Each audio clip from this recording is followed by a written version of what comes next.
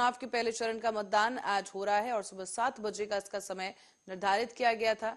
अब बिजनौर में समय अनुसार मतदान शुरू किया जा चुका है। ये मतदान शाम 6 बजे तक होगा और मतदान के लिए बुधवार सुबह ही पोलिंग पार्टियां रवाना कर दी गई थी।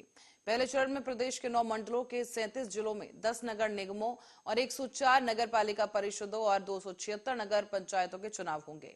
करीब 2.40 करोड़ मतदाता 7,553 पदों के लिए 93 पदों के लिए 44,000 से अधिक उम्मीदवारों के भाग्य का आज फैसला करेंगे।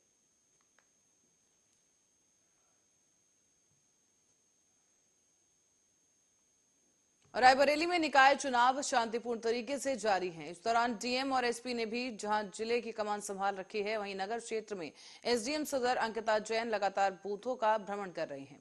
भारतीय जनता पार्टी के प्रत्याशी शालिनी कन्नौजिया ने जहां फिरोज गांधी डिग्री कॉलेज में अपने मताधिकार का प्रयोग किया, वहीं कांग्रेस प्रत्याशी शत्रुघ्न सोनकर ने जीजीआईसी में वोट डाला है। इस दौरान डीएम और एसपी ने बताया है कि पूरे जिले में मतदान शांतिपूर्वक तरीके से चल रहा है। सुरक्षा की चाक चौबंद व्यवस्था है यहाँ पे और हर जगह सेक्टर पुलिस अधिकारी, जोनल पुलिस अधिकारी, हमारे सारे अधिकारी लगातार भ्रमणशील हैं। बूथों पर भी और सेंटर्स पर भी तमाम पुलिस बल लगाया गया है। कहीं किसी तरह की कोई दिक्कत नहीं है। जो सेंसिटिव जगह है वहाँ ड्रोन भी लगाया गया है। अभी तो कोई शिकायत नहीं आई है और हम खुद भी भ्रमणशील हैं। हमने काफ़ी सेंटर्स भी चेक करे हैं और अभी सब शांतिपूर्ण चल रहा है। ऐसी कोई शिकायत अभी यहाँ पे नहीं आई है। कर्मियों की तरफ से कोई जो महिला कर्मियां लगी हैं उनके लिए जो इंतजाम किए गए थे वो पूरे हैं? किस तरह की पूरी व्यवस्था की गई है। महिलाओं के लिए को ध्यान में रखते हुए पूरी व्यवस्था की गई है। एएमएफ को ध्यान में रखते हुए पूरी व्यवस्था की गई है और पर्याप्त पुलिस बल भी तैनात है ताकि हमारा जो मतदान है वो शांतिपूर्ण हो सके। नगर क्षेत्र जी हम लोग के ज़िले में 10 निकाय हैं और सभी जगह 7 बजे से मतदान अच्छे से प्रारंभ हो गया है और यहाँ पे भी नगर पालिका क्षेत्र में भी अभी मतदान हम लोग बूथों पे देख रहे हैं। बाकी हमारे सभी मतदान कार्मिक, सेक्टर जोनल मजिस्ट्रेट्स और पुलिस फोर्सेस सभी जगह अपने ड्यूटी पॉइंट्स पे अलर्ट हैं अपने अपने एरियाज़ में। नहीं, अच्छा लगा, बहुत अच्छा लग रहा है और मैंने भी अपना वोट अभी दिया है। आज बहुत गर्व की अनुभूति हो रही है और मेरा संदेश नगर वासियों से यही है कि सभी लोग अपने घरों से निकलकर वोट डालने अपने अपने बूथों पे ज़रूर जाएं। ये मेरा उनसे निवेदन है। और नगर निकाय चुनाव के पहले ही चरण का मतदान गोरखपुर में शुरू हुआ, जहां सीएम योगी आदित्यनाथ ने प्राथमिक विद्यालय पहुंचकर मतदान किया है। उन्होंने कहा कि अपने शहर को पूरी तरीके से स्मार्ट सिटी बनाने के लिए वोट जरूर दें। स्थानीय लोग लाइन में लगकर बारी बारी से मतदान कर रहे हैं और यहाँ पर आपको बता दें कि वोटिंग शाम के 6 बजे तक जारी रहेगी। तो वहीं मतदान के लिए बुधवार को ही पोलिंग पार्टियां अपने अपने बूथों पर रवाना कर दी गई थी। उत्तर प्रदेश नगर निकाय के चुनाव के प्रथम चरण का आज मतदान प्रारंभ हो चुका है। मैंने अभी मतदान किया है। पूरे प्रदेश में 4,32,00,000 से अधिक मतदाता नगर निकाय चुनाव में 2 चरणों में होने वाले चुनाव में भाग लेकर के नगरीय व्यवस्था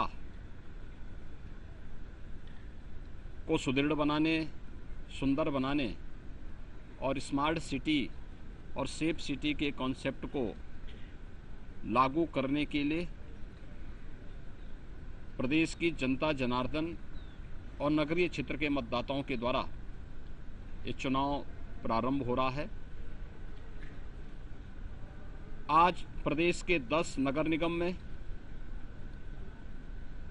104 नगर पंचायतों में, नगर पालिकाओं में और 276 नगर पंचायतों में कुल 7,288 वार्ड में ये चुनाव संपन्न होंगे, जिसमें मतदान केंद्र 7,362 हैं और कुल जो बूथ हैं वो 23,617 बूथों पर ये चुनाव अभी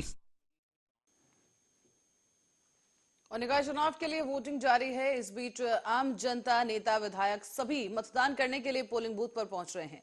इस बीच बिलारी से भारतीय जनता पार्टी के प्रत्याशी नगर पालिका परिषद ने वोट डाला है। जनता से ज्यादा वोट डालने की अपील भी इस दौरान की गई है। इसी तरीके से आज वोटिंग हो रही है और आपने भी वोट डाला है, कैसा लगा आपको? अच्छा लगा, काफ़ी अच्छी परसेंटेज में वोटिंग चल रही है और मौसम ने भी साथ बहुत दिया है। जैसे कल बारिश थी, आज सुबह से बहुत अच्छा मौसम है और बहुत अच्छी परसेंटेज चल रही है और सब दिक्कत नहीं आ रही, सब सद्भावना।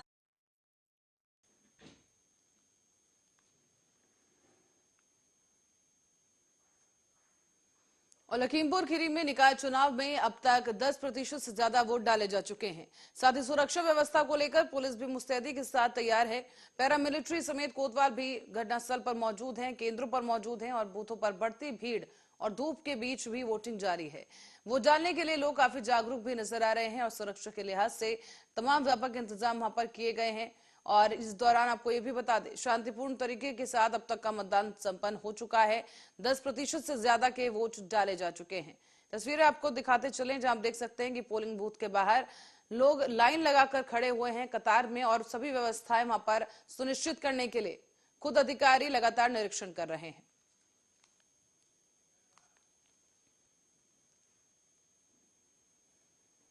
मुरादाबाद में मतदान से एक दिन पहले ही समाजवादी पार्टी के प्रदेश अध्यक्ष के नाम से एक फर्जी लेटर जारी किया गया है और ये फर्जी लेटर वायरल हो गया है, जिसके बाद एक हंगामा खड़ा हो गया।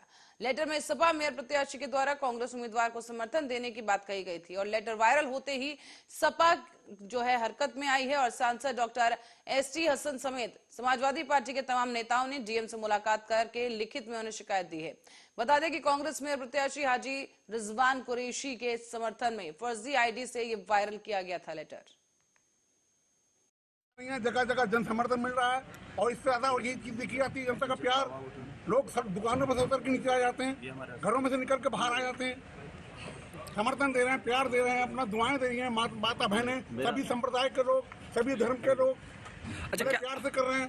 धर्म के लोग हैं, सैनी समाज के लोग हैं, वाल्मीकि समाज के लोग हैं, मुसलमानों में सारी बिरादरियों के लोग हैं, सभी देवबंदी, सुन्नी, बरेलवी, सारे तबके के तमाम जितने के हमारे दरगाहों के लोग हैं, उन सब लोगों ने समर्थन दिया हुआ। तो ये सीधे से समाजवादी पार्टी भाई साहब आप समाजवादी पार्टी के प्रत्याशी हैं, क्या लगता है कि किसने इस तरीके की हरकत की होगी जो लेटर वायरल हुआ है? जिस पार्टी को फायदा, अपनी जिस पार्टी ने फायदा उठाने, बहुत सारी पार्टियां हैं, आपको क्या लग रहा है? कांग्रेस ने दिया है, कांग्रेस के समर्थन तो जाहिर सी बात उनको फायदा पहुंच रहा हो। कांग्रेस का कैंडिडेट तो पहले लड़ चुका 75 की। समाजवादी पार्टी का एक प्रतिनिधिमंडल अभी आकर असहन को हमसे मिला था और उनके द्वारा कहना था कि उनकी तरफ से जो सोशल मीडिया पर एक खबर वायरल हो रही है कि उनकी पार्टी द्वारा कांग्रेस प्रत्याशी को समर्थन दे दिया गया है, पूरी तरह से फर्जी है और उन्होंने इसमें कानूनी कार्रवाई की मांग की है। उनका प्रार्थना पत्र ले लिया गया है और इसमें प्राथमिकी दर्ज करके कार्रवाई की जा रही है। पोलिंग की आज रात है, कल जनता पोल करने जा रही है जी, थोड़ी सी नीचे कर। और जनता ने जितना विश्वास समाजवादी पार्टी पर दिखाया उससे सारी पार्टियां घबराई हुई हैं। एक हताशा है लोगों के अंदर। एक पार्टी ने हमारे एक फेक हमारे प्रदेश अध्यक्ष जी के नाम से एक लेटर सर्कुलेट करा दिया, जिसमें उन्होंने लिख दिया कि समाजवादी पार्टी ने कांग्रेस को अपना समर्थन किया है। इस स्तर की राजनीति की हम किसी से उम्मीद नहीं कर सकते। हमने इसकी शिकायत करी है और हमारे राष्ट्रीय अध्यक्ष जी भी और हमारे लखनऊ से भी इसका डिनायल प्रकाशित होने जा रहा है। जो भी राजनीति इस तरह की करते हैं और आईटी का दुरुपयोग कर रहे हैं और बदनाम। और प्रतापगढ़ में निकाय चुनाव के लिए मतदान शुरू हो चुका है। शांतिपूर्ण तरीके के साथ ही मतदान जारी है और पोलिंग बूथ पर वोट डालने के लिए लगातार लोग पहुंच रहे हैं। आपको बता दें कि प्रतापगढ़ में नगर निकाय की मतदान प्रक्रिया सुबह 7 बजे से शुरू हुई और अपने मताधिकार का प्रयोग करते हुए मतदाता देखे जा रहे हैं। सुरक्षा के लिहाज से भी जगह जगह पर पुलिस बल को तैनात किया गया है और फिलहाल मतदान अब तक शांतिपूर्ण तरीके से जारी है।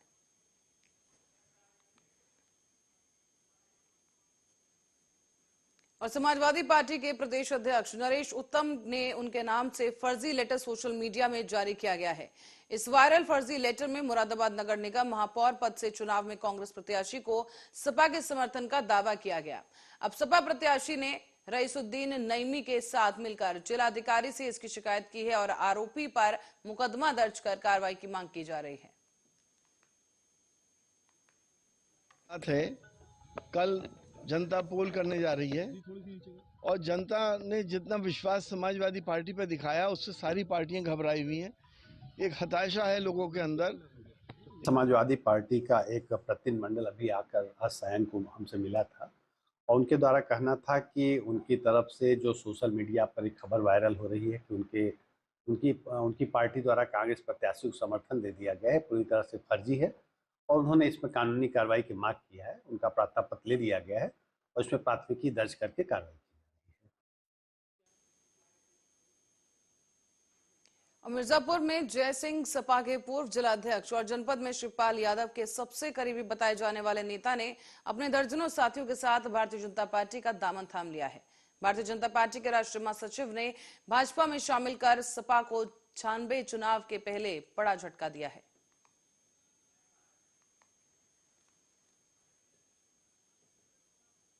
और अब मिर्जापुर से खबर है, जहां पर शास्त्री ब्रिज से एक लड़की ने आत्महत्या करने की कोशिश की है।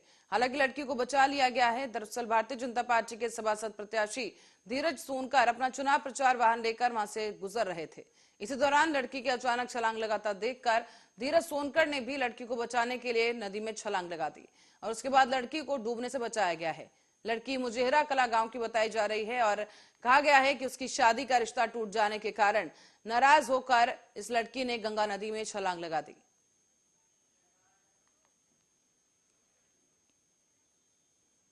और लखीमपुर खीरी में निकाय चुनाव के लिए मतदान प्रक्रिया जारी है। सुबह से ही लोग मतदान केंद्रों पर पहुंच रहे हैं और अपने मत का इस्तेमाल कर रहे हैं। लखीमपुर में कुल 480 बूथों पर सुरक्षित तरीके से मतदान किया जा रहा है।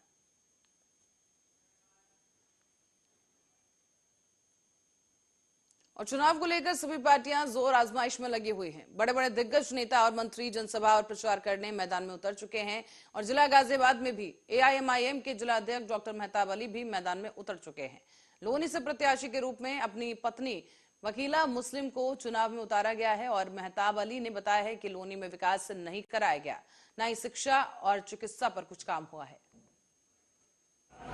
राष्ट्रीय लोकदल से जो गठबंधन से जो प्रत्याशी है मनोज धामा और यहाँ के चेयरमैन उनकी बीवी रंजीता धामा, उनसे अच्छा कौन जान सकता है कि नारी का सम्मान किस तरीके से किया जाता है। जिस तरीके से उन्होंने नारी का सम्मान किया है, मैं समझता हूं कि लोनी की जो भोली भाली जनता है, बराए मेहरबानी ऐसे नारी के सम्मान करने वाले नेता को कभी शिट पर नहीं लाना चाहिए किसी पर भी। रहा मामला विकास का, मनोज धामा की बीवी 5 साल चेयरमैन ही आ रही रंजीता धामा। रंजीता धामा ने सिर्फ और सिर्फ अपने हस्बैंड मनोज धामा की पैरोकारी की, जो दलित महिला के साथ उन्होंने बलात्कार किया। कांग्रेस के घोषणा पत्र में बजरंग दल पर बैन लगाने की बात कही गई है। इसी वजह से कांग्रेस पर बीजेपी नेता लगातार हमलावर हैं और अब इसी कड़ी में एमपी के गृह मंत्री नरोत्तम मिश्रा ने भी कांग्रेस पर जमकर हमला बोला है। नरोत्तम मिश्रा ने कहा कि तुष्टीकरण की राजनीति करने वाली कांग्रेस ने कर्नाटक में अपने घोषणा पत्र में बजरंग दल की तुलना पीएफआई से कर दी है। ये पत्र है जो माननीय कमलनाथ जी को मैंने लिखा है। इसका मजनून कुछ इस तरह से है कि मैंने कई उनके ट्वीट देखे, वो बहुत बड़े हनुमान भक्त अपने आप को बताते हैं। कई ट्वीटों पर उनके पे हनुमान जी के चालीसा का उल्लेख रहता है। कई ट्वीटों पर वो लिखते हैं राम लक्ष्मण जानकी जय बोलो हनुमान की। अब स्पष्ट करें आदरणीय कमलनाथ जी, जो कर्नाटक में कांग्रेस ने अपना घोषणा पत्र जारी किया है, दृष्टि पत्र जारी किया है, मैनिफेस्टो जारी किया है, उसमें बजरंग दल की तुलना पीएफआई से की है। कभी इनके मंत्री बोको हराम से कर देते हैं। अब कमलनाथ जी बताइए कि आप इनके साथ हैं या नहीं है। कांग्रेस ने जो घोषणा पत्र जारी किया है उसमें अपनी स्थिति को आप स्पष्ट करो। आपके मित्र सखा आदरणीय दिग्विजय सिंह जी ने ट्वीट आज किया है ताजा अपनी पुरानी सरकार के वक्त का, कि वो उस समय प्रतिबंध लगाना चाहते थे। या तो आप पाखंड करते हैं हनुमान जी के नाम पर, अभी आपने हनुमान चालीसा कराया, और उधर भगवान को कैद करना चाहते हैं, प्रतिबंध लगाना चाहते हैं। आप वही लोग हो जिनने राम भगवान को राम जन्मभूमि पर ताले में रखा था। आप वही कांग्रेस है जो हमेशा से सवाल उठाती आई है राम जन्मभूमि के शिलान्यास की तारीख पर। इनके पूर्व मंत्री सौरभ भारद्वाज ने प्रेस कॉन्फ्रेंस कर पत्रकारों को संबोधित किया है और कहा गया कि देश के इतिहास में पहली बार हुआ है कि ईडी ने माफी मांगी है। दरअसल संजय सिंह के नाम को शामिल करने की, चार्जशीट में शामिल करने की बात को लेकर ये माफी मांगी गई है। इससे पहले संजय सिंह ने भी ट्वीट किया था और ईडी के एक झूठ का पुलिंदा ईडी को बता दिया था और कहा कि अभी तक मेरी लीगल नोटिस का ईडी ने कोई जवाब नहीं दिया है। ईडी को उसके गुनाहों की सजा जरूर मिलेगी, चाहे सुप्रीम कोर्ट तक जाना पड़े। सत्य की लड़ाई जारी रहेगी। संजय सिंह जी ने आज ही वित्त सचिव को ये चिट्ठी लिखी है कि ये जो दो अधिकारी हैं इनके खिलाफ प्रोसिक्यूशन सैंक्शन दी जाए, क्योंकि इनके खिलाफ वो क्रिमिनल डिफेमेशन का मुकदमा करना चाहते हैं, क्योंकि ये सरकारी अफसर है, इनकी प्रोसिक्यूशन सैंक्शन होनी चाहिए। और मुझे लगता है क्योंकि अब इन्होंने गलती खुद मान ली कि इनसे गलती हुई है, तो केंद्र सरकार को अब तो कोई एतराज ही नहीं होना चाहिए कि इसके ऊपर सैंक्शन दे दी जाए। आप किसी को टीवी में बदनाम कर दीजिए, अखबारों में बदनाम कर दीजिए, दिन रात न्यूज प्लांट कीजिए, फिर जब आप पकड़े जाएं तो आप कह दीजिए गलती से हो गया। गलती सुधारने के तो बहुत दिन थे ईडी के पास। इतने दिनों तक जब टीवी पे चल रहा था संजय सिंह जी का नाम, अखबारों में चल रहा था, तब क्यों नहीं सुधारी गलती ईडी ने? जब संजय सिंह जी ने प्रेस कॉन्फ्रेंस की तब क्यों सुधारी? क्योंकि लीगल नोटिस आ गया। अब बात कागजों पे आ गई। आपने कहा कि आपके पास सबूत हैं, संजय सिंह ने कहा कि सबूत दिखाइए, मैं आपके ऊपर डिफेमेशन कर रहा हूं, तो आज केंद्र सरकार की पोल खुल गई। कह सकते हैं कि आज हिंदुस्तान की केंद्र सरकार को संजय सिंह और आम आदमी पार्टी से माफी मांगनी पड़ी। और ये इसलिए हुआ है क्योंकि मिसफायर हो गया। कहा गया है गलती से संजय सिंह जी का नाम आ गया। गलती से पहले तो संजय सिंह जी का ही नाम आ गया। ये कैसी गलती हो सकती है? गलती से कोई भारतीय जनता पार्टी के सांसद का नाम तो नहीं आ गया। ये नाम प्रधानमंत्री कार्यालय से डलवाया गया, दबाव डाल के डलवाया गया, इसलिए ये नाम आया। और ये पूरा का पूरा तथाकथित घोटाला जो 1 साल से भारतीय जनता पार्टी वाले गा रहे हैं, पूरी तरीके से एक फर्जी है। ये पूरा का पूरा मामला फर्जी है। 1 रुपए की कहीं पे बेईमानी साबित नहीं हुई है, 1 रुपए का कहीं पे कोई एविडेंस साबित नहीं हुआ है, क्योंकि पूरा का पूरा जो मामला है ये अरविंद केजरीवाल और अरविंद केजरीवाल जी की सरकार को बदनाम करने के लिए केंद्र सरकार का, प्रधानमंत्री कार्यालय का, नरेंद्र मोदी जी का एक षड्यंत्र है। आज हमारे देश हिंदुस्तान में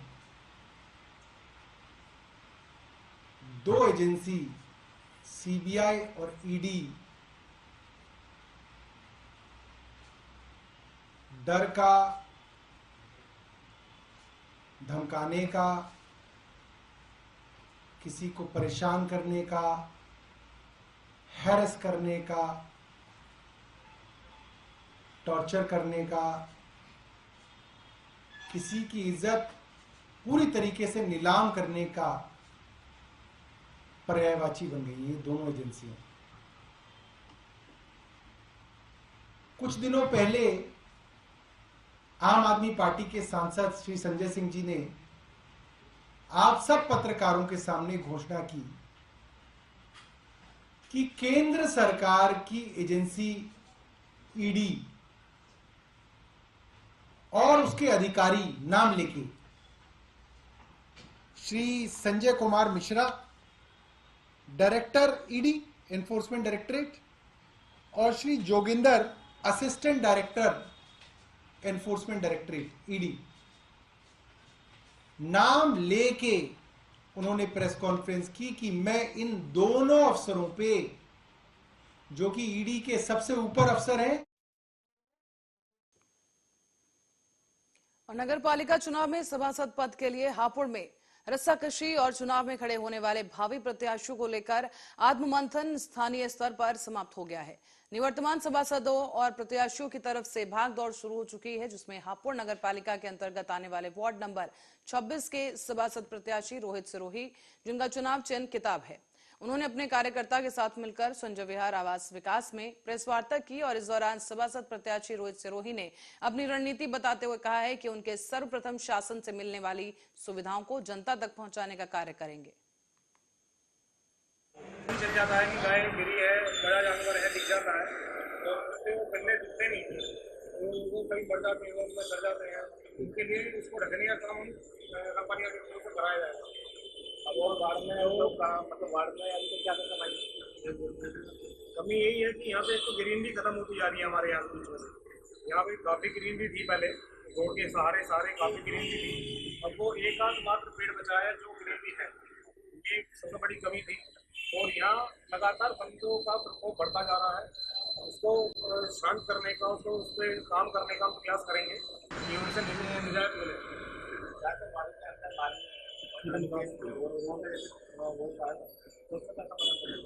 इसमें कुछ सबसे बड़ी बात है कि हमारे यहाँ पानी का निकास के लिए कोई रास्ता नहीं है। दूसरी कॉलोनियों से हमारे एक कॉलोनी में पानी घुस रहा है लगातार, उससे बड़ी परेशानियाँ चल रही हैं।